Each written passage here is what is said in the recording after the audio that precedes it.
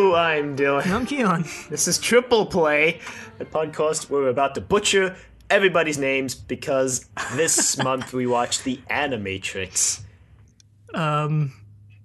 Released in June 2003.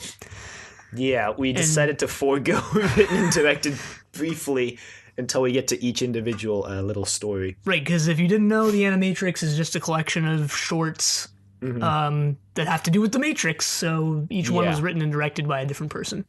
Yeah, there's some nine of crossover. them. So, basically, I guess we can talk about how this came into being. Yeah. Obviously, The Matrix was pretty heavily inspired by anime and Japanese movies, so the Wachowskis, I guess, teamed up with some anime studios and made this. That's exactly what happened. That's the entire story. Now it exists. They don't necessarily all take place within the continuity of the Matrix films. Some of them, their only relation is by the fact that they take place in the Matrix. Right. So yeah, there you go. I guess we'll give a brief plot summary of each one, like very, very brief, but which won't be difficult because they're like 10 minutes. Yeah, and most of them really aren't plot intensive at all. No. So, and then we'll talk. So there are a few exceptions. And then we'll talk. Animation and anything else and we want to talk about. How it relates to the Matrix. Okay, so we'll discuss them in the order that we watched. The reason that I'm making that distinction is because the order we watched, which is on Netflix, by the way, is actually different from the DVD release of The Animatrix, because the Netflix ordering is the same as the cinema release of The Animatrix, which places Final Flight of the Osiris at the end, whereas the DVD release placed it at the beginning. Right. So, and I'd say it works better at the end, considering it's the most directly related to the actual films. Right, and I guess that's something we'll talk about more a bit later. Yeah. So the first one is actually the first two, because it's a two-parter. Right. So second, I guess we can just talk about them all at once, but it's Second Renaissance Part 1 and 2. Mm-hmm. Which is written and directed by Mahiro Maeda. Right.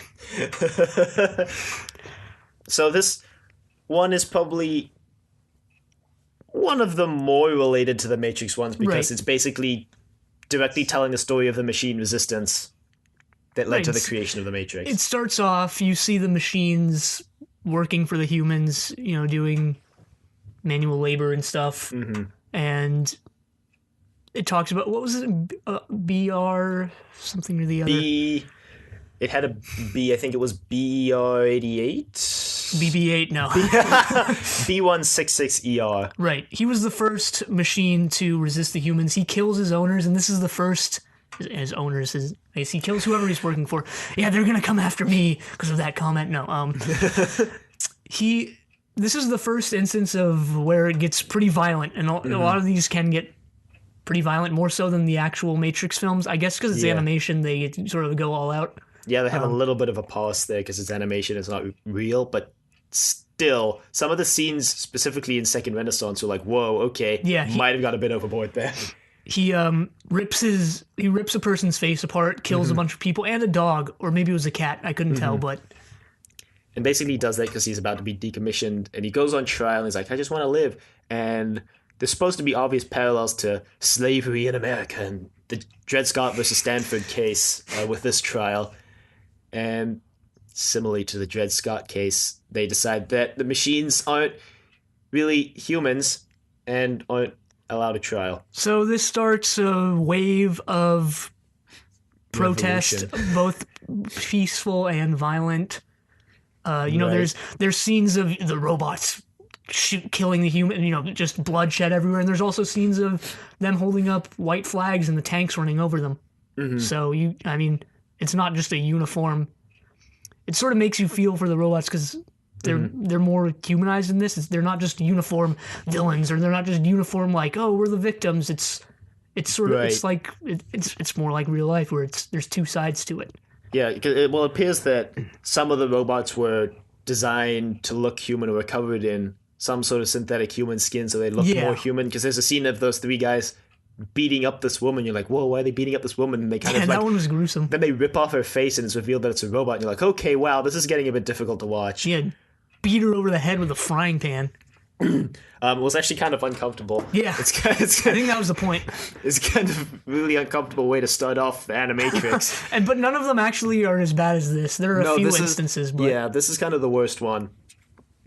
I think so. The first part ends kind of with the founding of a robot-only nation called 01, which it's in the Middle East, so it's supposed to like the cradle of human civilization. So it's supposed to parallel that, and there are all these Bible references here, like what was it? And it was good for a time or something like that, which is a phrase repeated in the Bible a lot.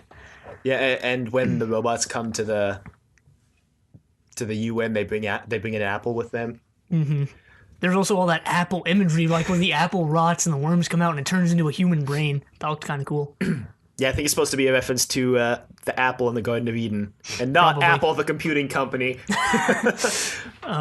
Yeah, so the first part ends with them founding the nation 01, which if you don't get is binary 01. Yeah, and I guess it also Zion 01. Maybe that's possibly even though Zion was a human city, so maybe it has something to do with that. Also, Zion is just another name for Jerusalem, I believe, so it's like kind of in that same area. Yeah, more religious parallels than previously anticipated, but I think that's interesting. We'll talk about that a little bit later too. Well, there's the whole Neo is Jesus thing. Right. Anyway, so in part 2, they go in all-out war and they're killing each other. And yeah, part 2 has like an 8-minute montage of bloodshed. Yeah, it starts off with the humans. Well, the robots come to the UN and try to get 01 into the UN, but the humans savagely beat the robot delegates. Don't know why that happened. You don't think that would happen at a UN meeting where they're just like, we're going to beat you now. And then they nuke 01, but because the robots are robots, they don't get affected by the radiation. And here's what they keep living in 01. Yeah, but I don't get their Operation Black Sky or whatever it was called, because the whole thing, in the Dark Sky, whatever. The whole thing in the Matrix is the sky is ruined and they don't have any sunlight. That was a big point in the actual films. Here, you find out that was I don't know if they actually said it in the movie, but it was a human plan to cut off. Yeah, it was. To cut off the robot's source of energy, which is the sun, and I'm like, everything's source of energy is the sun. Well, wouldn't you just be killing yourselves too? They mentioned that they're getting pretty desperate to stop the robots, and I guess the plan was after they stop the robots, they can clear up the sky again. That they just needed to darken it so that the robots didn't have any power, because I guess the robots were solar powered. You'd think the organic beings would die first if you cover the sky, but obviously the robots adapt. There's an interesting implication at one point. There's an image of a human running on a hamster wheel, and I guess it's supposed to imply that the robots didn't exactly go didn't jump straight to jacking people into the Matrix. They started using humans for power in different ways first. I didn't make that connection at all, but maybe. I guess the robots also develop the Sentinels, because the original robots were pretty much all humanoid. Yeah. They developed these creepy monsters, so. And there's some gruesome scenes of some soldiers getting ripped apart by some claws, and then it appears the war is coming to an end at the UN. There's one robot delegate signing this, I guess, peace treaty, but then it's like, there will be no more war forever. And then it detonates a nuke and wipes out the whole UN as well as all of New York. Yes. One of the lost human strongholds. And then it kind of ends there. All this is told through the lens of some Hindu-looking goddess type thing and a weird, trippy, acid-looking corridor. Yeah, I imagine she's supposed to be some sort of... She's probably a program. Oracle type thing for the Matrix. Yep. And yeah, so that's the genesis of the Matrix. Pretty interesting in that in the films it's just presented as machines are evil and they enslave the humans, and here you kind of see that that's both sides were at true. fault. Mm-hmm. I wouldn't say the humans were fully at fault, although that's what it seemed like in the beginning, because the machines kind of go crazy too. I mean, if you haven't watched The Matrix, then yeah, the machines go crazy, and yeah, that's what The Matrix is about. Yeah. Kind of presented an interesting view on the creation of The Matrix and how the world came to be as it was. Right. It does make you see the machines more as victims. Yeah, there's also that creepy scene where it basically says that the humans, the machines were performing experiments on the humans, trying to find out more about them and if they could use them for energy. Right. You see all those humans lying in the hospital, kind of Yeah, that was messed pretty. up. Yeah, there was like a guy whose face was all torn apart and stuff. I guess we can go into animation now. Yeah, we'll talk about animation for this one. So, this one was decent. It wasn't in terms of just how much stuff moved and whatever, it wasn't the worst, but I'll just say, I guess one of the major differences, obviously I'm not an expert on animation, but I think one of the major differences just that I can tell between anime and like Western animation is that, like if you go back and watch the 2D Disney movies or something like that, there's not, I guess it only applies to like high budget things because obviously in like super low budget it doesn't move that much, but if you go back and watch some of the old Disney movies, there's not many scenes where things that aren't part of the background aren't moving. But in anime, there is a lot. Well, and they kind of use that as either because it's low budget, or sometimes I feel like they just use it as a stylistic choice, where things have really exaggerated movements, but they're not moving all the time.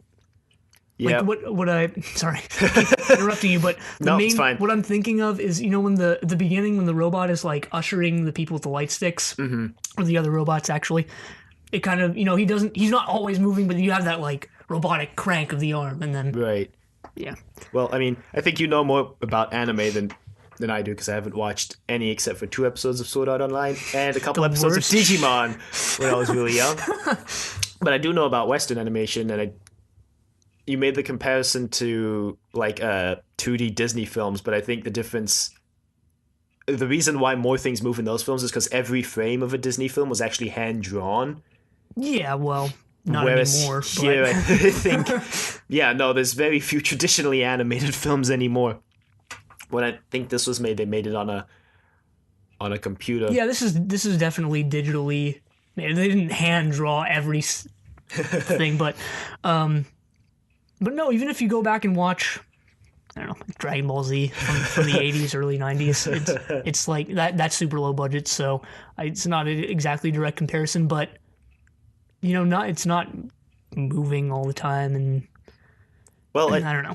I mean, yeah, like you said, I think it's partially a budget choice and partially a stylistic choice. I think It might have been a stylistic choice that arose from budget problems. Yeah, when that's anime exactly was what I was first about to say, yeah. coming into prominence in like the 80s.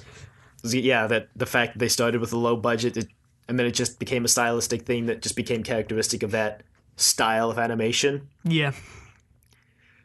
I don't know. I don't know. It's interesting. I don't know much about the history of animation outside of Disney, outside of the West, obviously. Which is like, you know, dominated by Disney, so So, right. So, but we can go the other shorts actually have more interesting animation styles than this one did. they're a lot more varied. This one I guess was just to introduce you to, I guess if you're watching it in Netflix / Australian cinema order. I guess this is sort of just the introduction with sort of a plain style. Yeah, and I thought it was okay. It's pretty middle of the ground for the whole collection as well. Definitely the most violent. For sure. And after finishing, I was like, I don't really know if I want to continue with this. It's really uncomfortable. But no, so the second story, if I'm not mistaken, was Kid's Story. No, the next one was the world record one. Program. Program? The one with this samurai. No, yeah, okay, yeah, you're guys. right. For some reason, it's out of order on the Wikipedia page. Yeah, but so the next one was Program, which was written and directed by. All right, here we go. Yoshiaka Kawajiri. Yes, him. Just gonna call it good. So, yeah, let's give a brief plot summary of this one. This one is just, it starts with these two samurai warlord looking people fighting in what looks like medieval Japan, Yeah.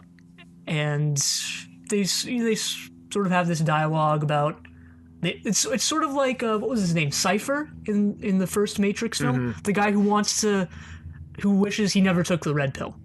Yeah. The male Duo. samurai duo The female isn't actually named. She has a name, it's Sis, but she's not named in the short, I don't believe. Well, I think possibly right at the end when she comes out of the simulation. I think the guy says his name once.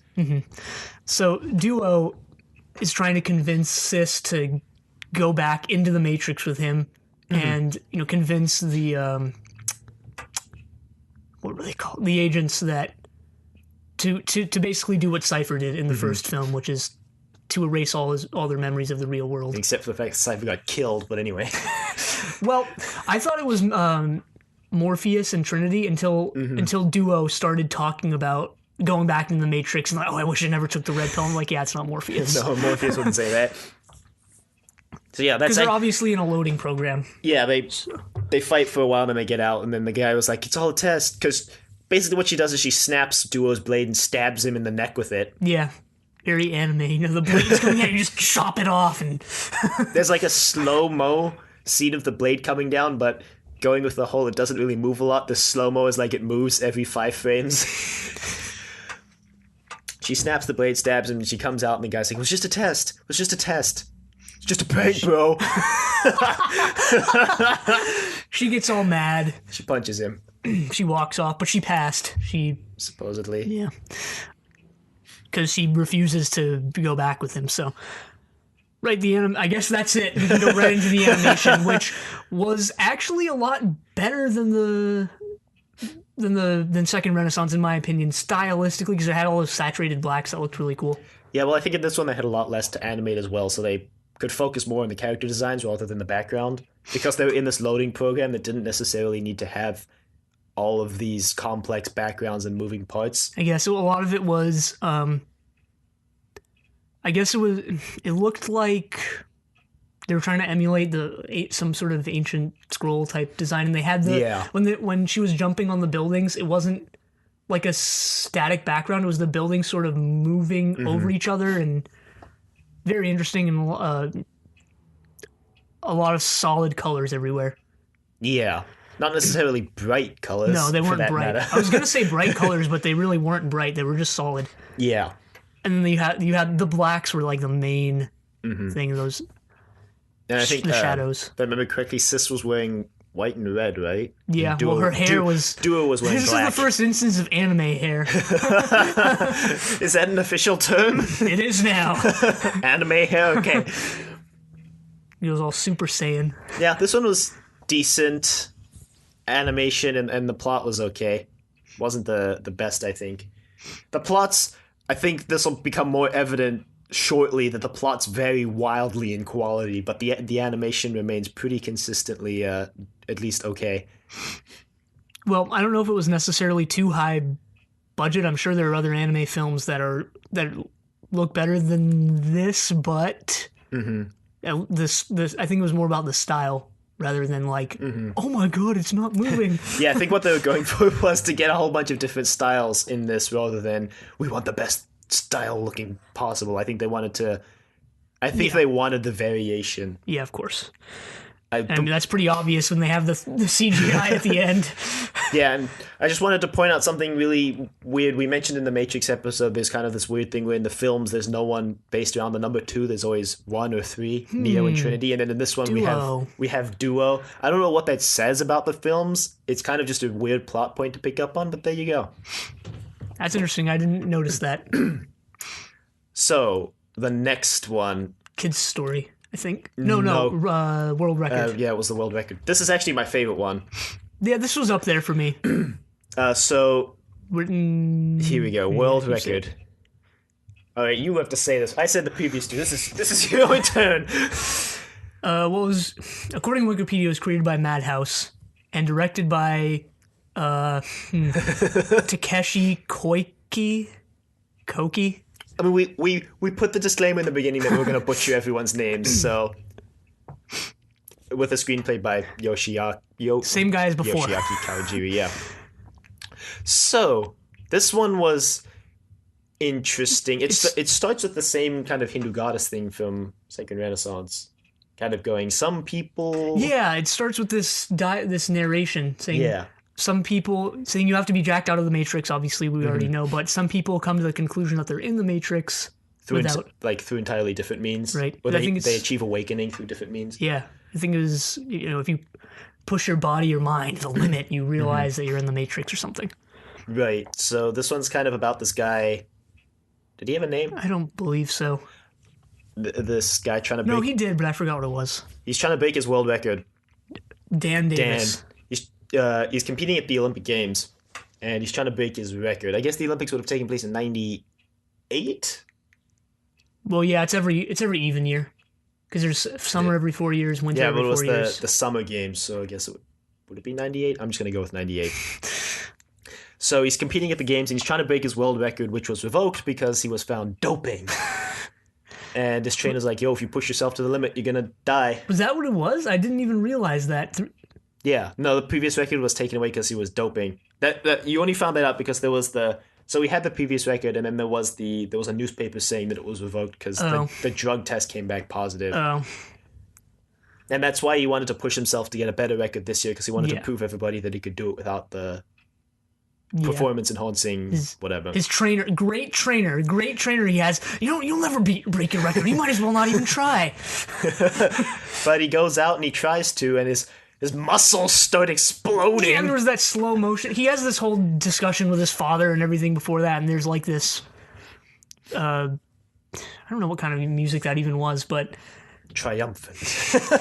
yeah, there's this huge slow motion scene where his muscles spasming and just I don't know. It's like Chariots of Fire. The style was almost pretty similar to the previous one with this super saturated blacks and the solid colors, but yeah, he breaks his record in the end. Yeah, all the other runners turn into agents to try to catch him, but they can't. And just before crossing the finish line, he awakens in his pod, and he's like, ah! And then they shock him, and then he goes back into the Matrix and collapses He's at like, the finish what was line. that? And then it's revealed, I guess, however much time later, he's in a wheelchair and he'll never walk again, is what the agents are saying. Because he's being pushed by a nurse, and the agents are sort of following him. And he's like, it's okay, he'll never walk again. And they erased his memory of the event. And then he tries to get up. Yeah, and he stands up. He breaks the metal band. Yeah. And he says he's free, or something like that, and then it ends. He falls over, doesn't he? Yeah, he does. He falls over. He stands and up, says free, and then he falls over. Yeah. He doesn't die, he just falls over. As far as we know, he doesn't And die. the agent's like, sit down, sit down, sit down. Stylistically, I guess this was the most. These two, program and world record, were fairly similar to each other. This one was more stylized. The other program looked more closer to what you would expect from like a regular anime, traditional anime.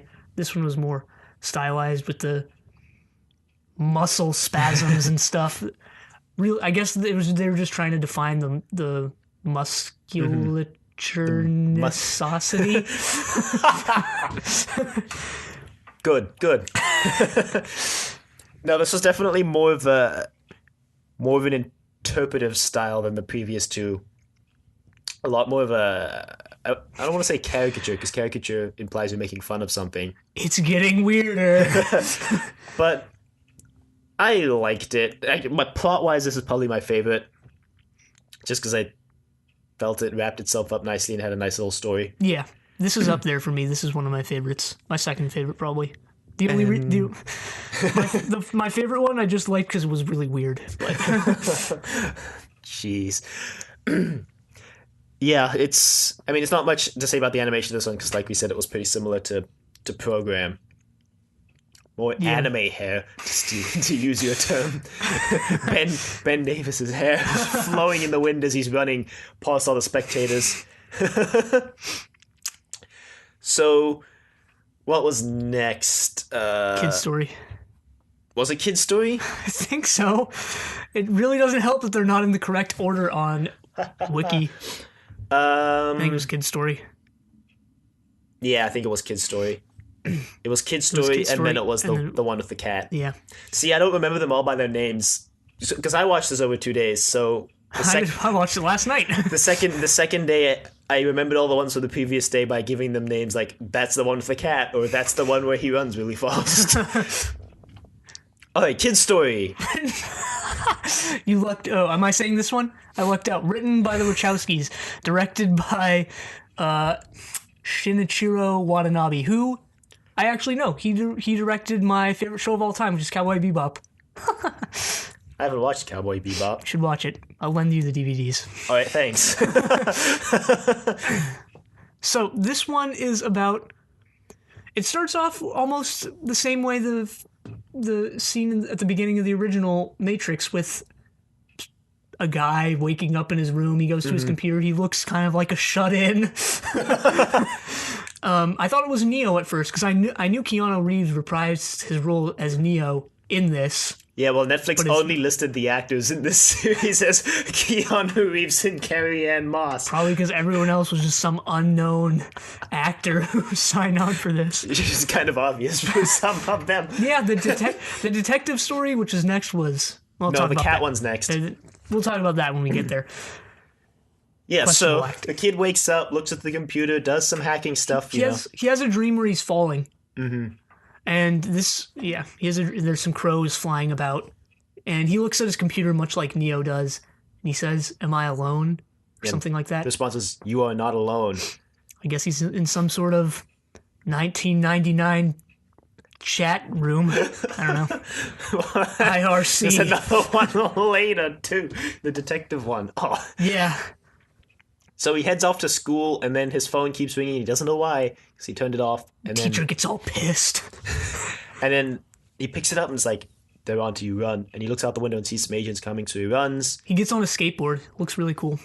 He makes it through the building, makes it to the roof, where the agents meet him, and he's like, "Neo, save me." And then he drops off the building, and then dies. And then wakes up in the real world, with Neo looking over him. And this is the only line Keanu Reeves has in this entire thing. I thought there was going to be an actual little story about Neo and Trinity, but no. It's just this one line, like, he says, "You saved me, Neo." He's like, "I didn't save you, you saved yourself," or something. Yeah. That's when it ends. And yeah, so it's the kid from Reloaded and Revolutions who basically idolizes Neo for everything. I didn't realize that, but looking back, yeah, he kind of did look like him. Well, obviously it's very interpretive because anime. But this is probably the most, proportions-wise, for the people, for the human beings, this is probably the most realistic. Yeah, for sure. I mean, their eyes, I'm thinking, the big anime eyes, but no, this one, they looked kind of real. They looked possible. This one is not like I was saying before, it's not like the traditional anime where it's like not moving all the time. This does move all the time. Yeah, there's a lot of motion. I mean, he goes on a skateboard through the building, and he jumps out the window at one point. And he climbs up the building. He climbs up the pole outside the window. Right. The best way I can describe this style is a very good artist making one of those little flip books on the corner of a notebook. Okay, yeah, that's a pretty good description. I can see that. Yeah, this one felt more hand animated than the other ones so far, it might have been. I'm not sure. I mean, I get... Maybe it was like colored digitally or something, and then a lot of it was sketched out. That's probably a byproduct of it being obviously a different studio. Yeah. And I'm pretty sure that's what the Wachowskis were going for, was a lot of different styles, and obviously hand-drawn was one of the ones they were looking for. Yeah. And obviously this one is one of those ones, unlike the previous two we just talked about, that ties directly into the Matrix in that it takes place between the first one and the second one. Yeah. You wouldn't know. I didn't know it was that kid until, like, you told me. But his name's Kid. Come on, Oh, man. yeah. I guess that's why it was Kid's story, not like it was Kid apostrophe S story. Not Kid no apostrophe S story. Exactly. His name's Although I guess Kid. it could just be some random kid, it's Kid's story. Yep. Yeah, so that leads us into the one with the cats. Yeah. I don't actually know what this one was called. It was called Program. No, Program was the one. No, it wasn't. It was called Beyond. Beyond, right. I don't know why, actually, now that I think about it. Me It's neither. the one title that doesn't quite relate to the... Oh, wait, here we go. This is the most trippy one, so... Oh, wait, here we go. It was written and directed by Koji Morimoto. I think that's how you pronounce that. There's like there's a little bar over the O. Yeah. I know that has a name, that mark, but I don't know what it is. The two dots is an umlaut. I just wanted to say the word umlaut, okay? Hey, we're not going to get another chance to say that in any episode of anything we ever do, probably so. Till we get something probably written by a German guy with one of them in his name. But this follows Yoko. Oh no. Oh gosh. God, if it did, I would have just turned it off right there. I'd have been like, I'm out. No, it follows this girl named Yoko. Looking for a cat, Yuki. Only two I vowels. wonder if she named her cat after herself. No, that'd be tremendously narcissistic. She's talking on her phone with her friend. She's like, "Where the heck is my cat anyway?" And she's like, "Hold on, I'll call you back to find my cat." So she goes and meets with these weird kids who are probably on drugs, and they're like, "I think your cat is at the abandoned house," which looks more like an abandoned apartment complex when she gets there. I think your cat is at the abandoned house, dude. Man, dude. The haunted house, man. So they go to the haunted house, and she finds her cat, but they start doing all these weird things because it's revealed that it's a glitch in the Matrix. The whole house is a glitch in the Matrix. And the kids are there. I don't think they go... She goes by herself, but she meets the kids again. Mm-hmm. And they're doing all these things where they, like, do a flip off the building, and they, like, land right... As soon as they're about to hit the ground, they just freeze. And they're doing all these weird flips and stuff, and it gets really They're all the one. Yeah. It gets really trippy and weird, and that's why I liked it the best. I'd say it's probably the second or third favorite of mine. I'd say the second is actually second Renaissance. Probably just because I like... Are we going to rank them all at the end? Maybe we should. Yeah. All right, fine. We will. So, yeah, she gets her cat, and then she goes home, and the next day the building's been demolished and turned into a parking lot because the agents were dispatched to fix the anomaly. Yeah, the agents actually show up. It's getting dark, and they're about to leave. The agents show up, and she's like, "What? What's going on?" And they kind of take her away. The next day, she comes back, and it's all different. Yeah. And her finger starts bleeding for some reason. So that's the plot. Yeah. Her finger starts bleeding because she tries to do the thing with the can again, because the previous day they'd been dropping the can and stopping it before it hit the floor, and she tries to do it again, and she cut her hand. Yeah. So this one was my favorite because I like weird things, and this one was the most weird and had the least to do with the actual Matrix trilogy, probably. It just that's not why I liked it. Doesn't make any sense, to be honest. It's like one of those weird art films. Basically. If you hadn't seen that, if you'd seen none of the Matrix before this one, I think you would have considered this one just a weird art film. And like a standalone thing. Mm-hmm. And the only thing that really if you showed someone this and didn't tell them it was from the Animatrix, the only clue that it would be part of the Matrix franchise would be that little fly-out shot at the end where it goes all Matrix script. Yeah, or the agents being kind of all shady. But this, I guess that... Yeah, the animation in this one was definitely the brightest out of all of them. There's a lot of bright colors. Bright colors, and a lot of contrasting colors. Purple for probably the first time in the entire history of the Matrix. Yeah. Pink. Her hair was pink. Yeah. And blue. So, they kind of took the briefing and ran with it. You know what? I kind of liked it. Yeah. I guess this was supposed to take place in sort of like a fantasy Matrix Japan. I'm guessing. I mean, I actually, between recording the actual Matrix episode and this, I found a really weird website that conglomerated a lot of the Matrix theories into one area and has like sort of a timeline of the Matrix. And interestingly enough, that website notes that prior Matrix, there's an implication in some lines that previous Matrices may not have been set in 1999, and that only the most recent Matrix was set in 1999.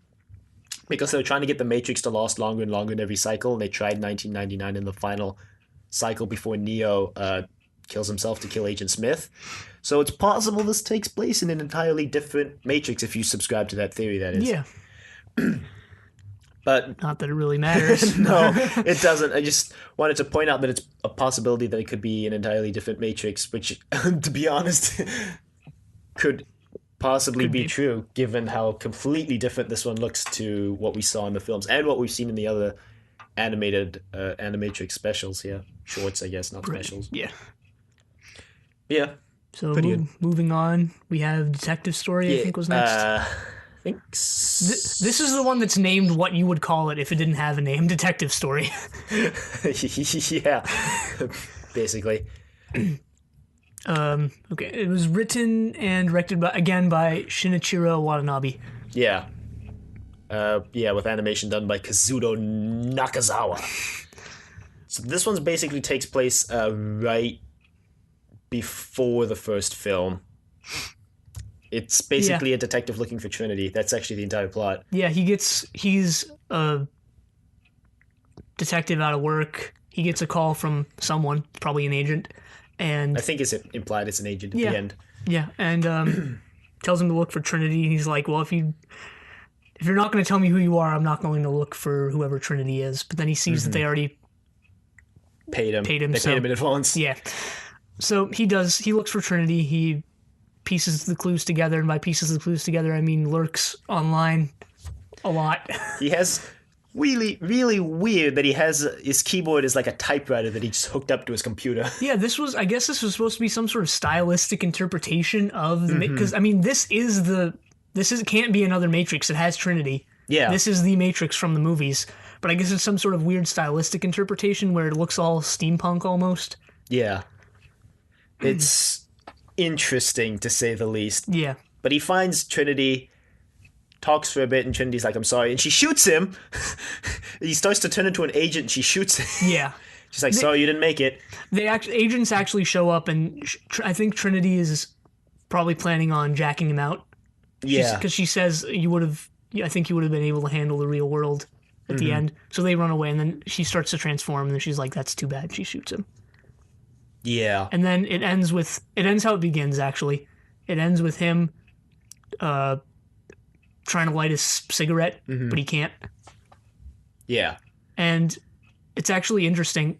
This is directed by Shinichiro Watanabe. There's a scene I remember in Cowboy Bebop where it's like 45 seconds of this guy trying to light a cigarette and he can't do it.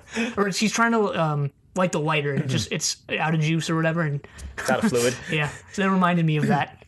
Right, this one is I think visually is the darkest of all the ones. Yeah, because it's done it looks like a political cartoon from the 1800s. It's the dots. I almost got whiplash at how fast from this really bright one to this really dark one. But yeah, this style was interesting to say. It wasn't my favorite, to be honest, but I think it fit what they were going for this one. It's supposed to be sort of like noir-ish, I guess. And I like noir things. It didn't have the shades on, a guy opens a shade and it's like a little bar on his face of light. It didn't have that. But I think just animation-wise, this is the worst because it didn't have as much. I mean, if you're looking solely at how much moved, how much could they animate, this was probably the worst.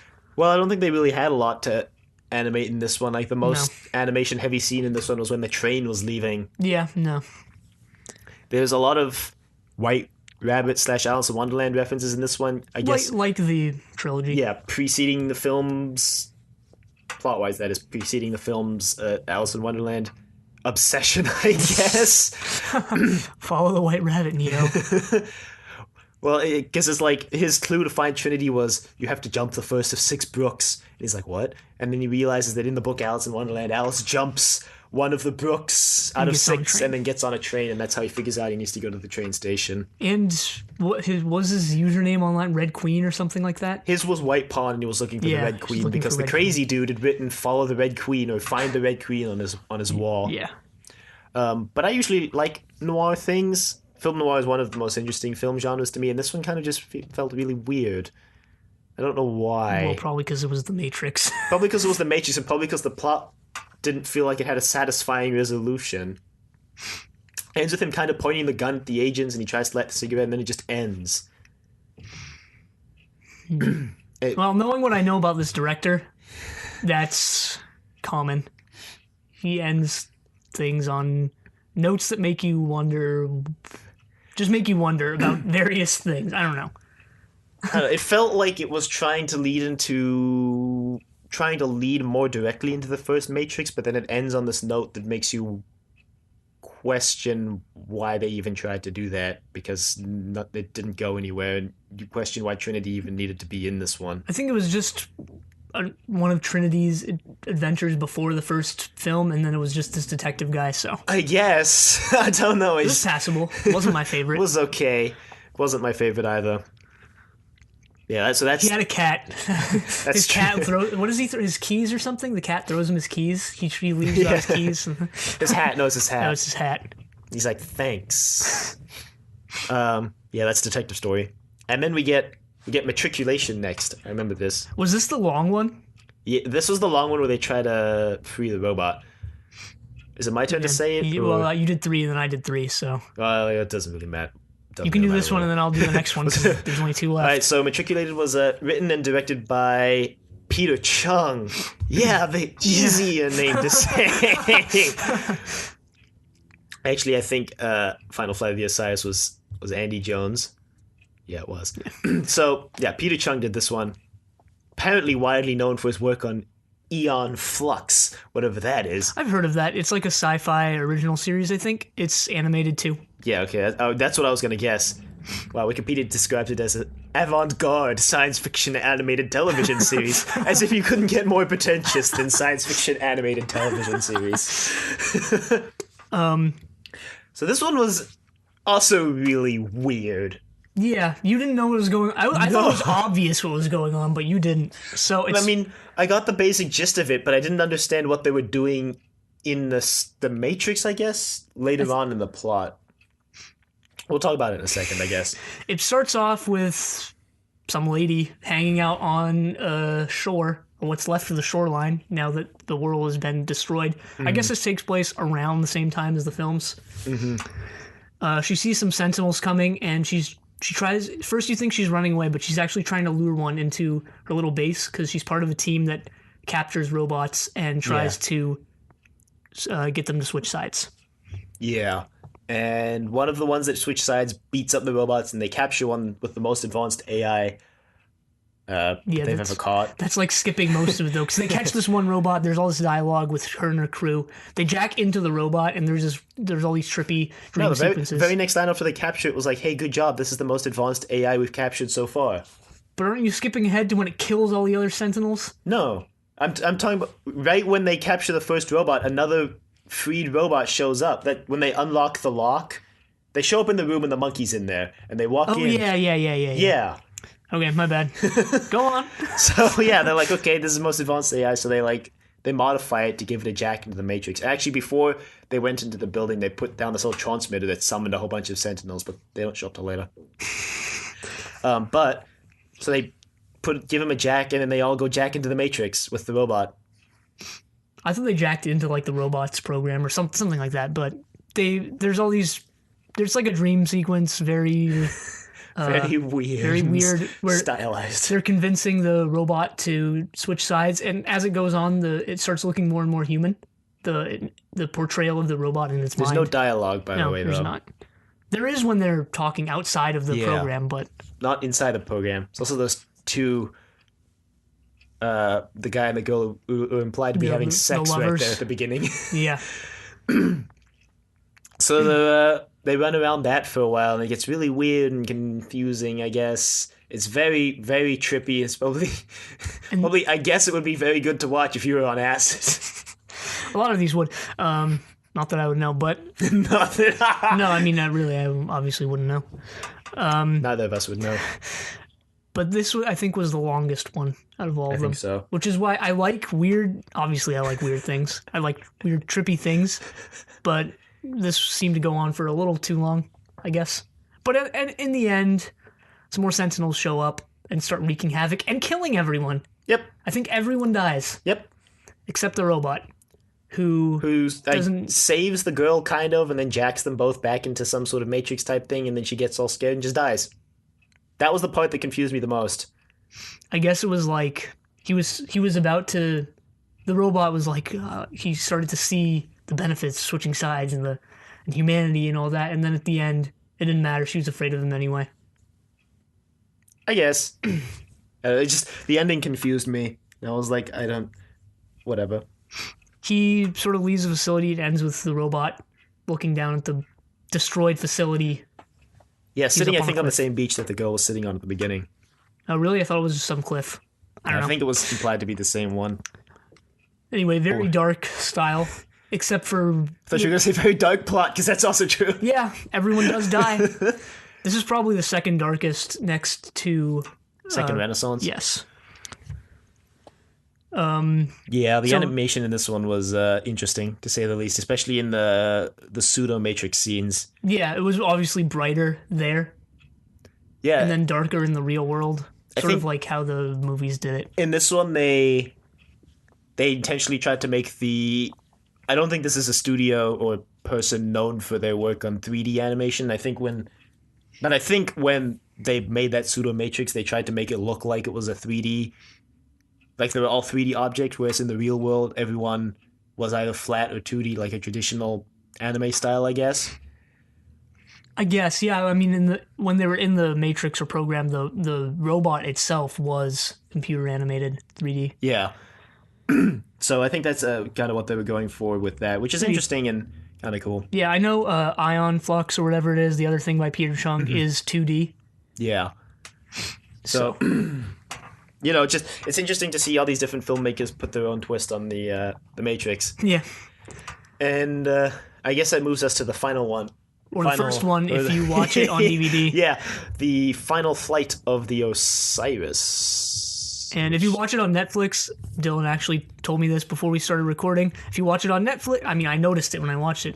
But if you watch it on Netflix, this starts off by saying The Animatrix, Final Flight of the Osiris, obviously because on the DVDs it was first.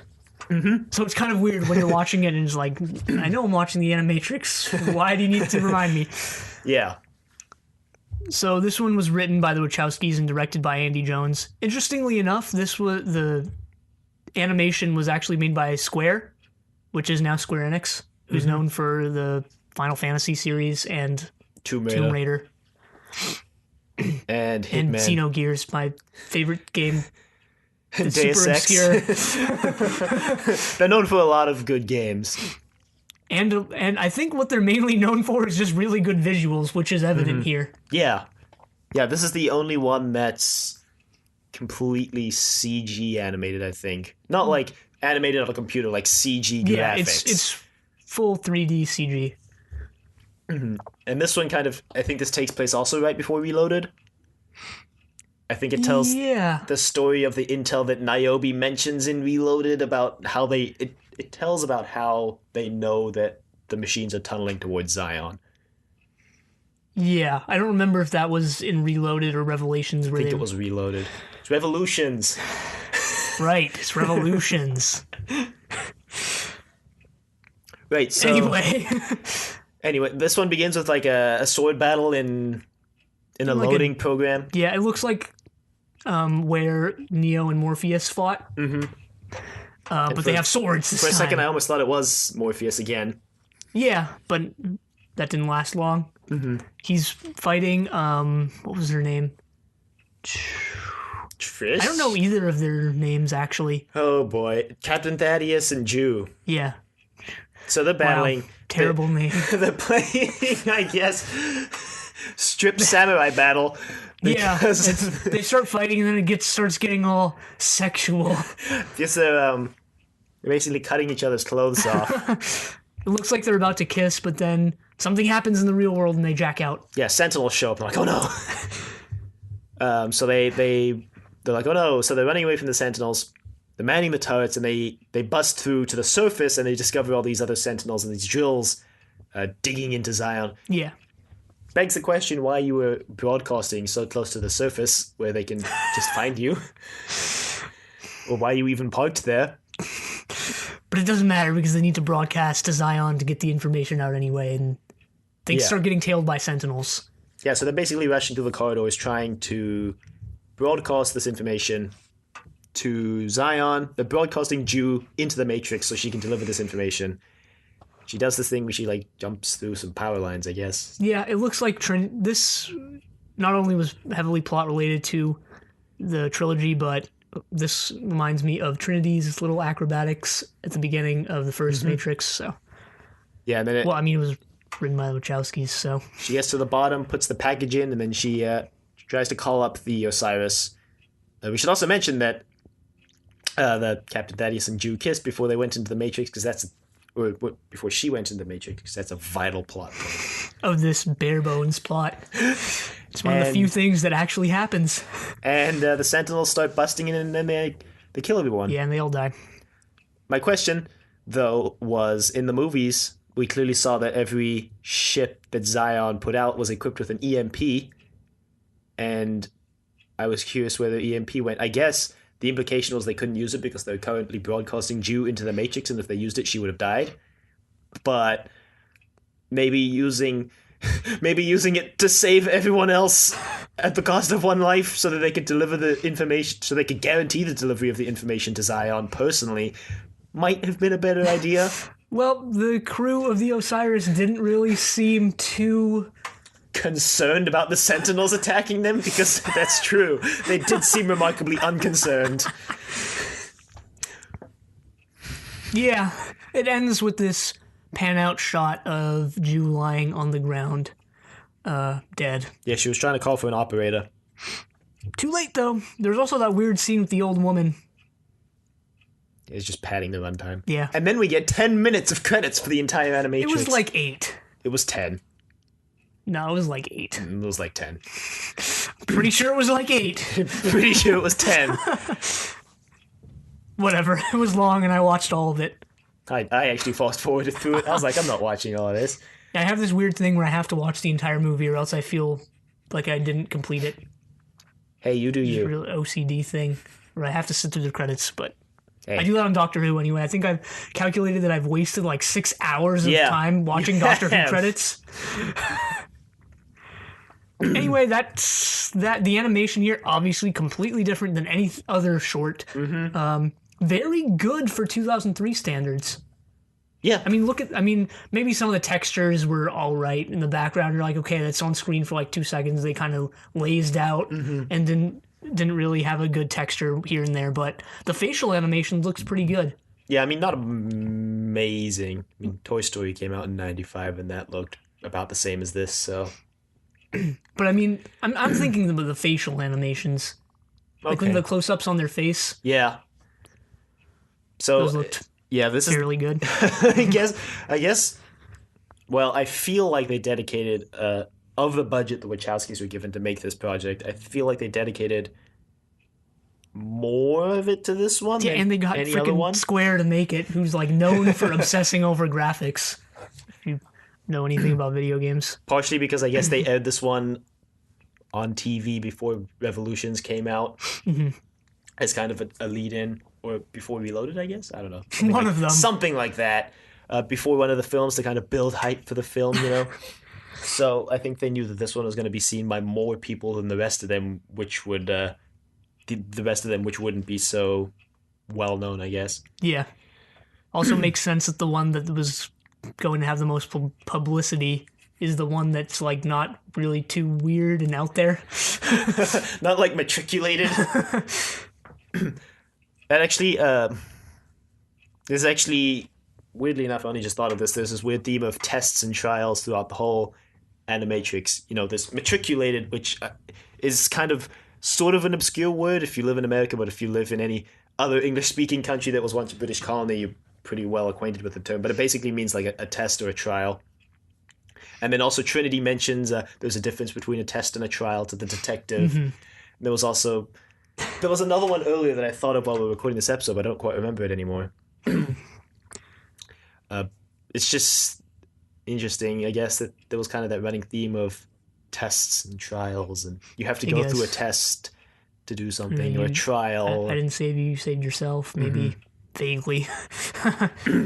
Interesting. And so that, yeah, that's the Animatrix. I had fun watching it. I split it over 2 days. I didn't. I just watched it all at once. It was kind of painful by the end, especially with Matriculated going on for so long.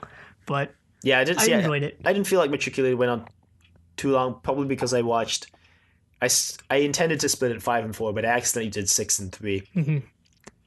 6 on the first day and 3 the second day, and Matriculated came on the day with 3, so it didn't feel like it was sucking up a lot of the time. Yeah.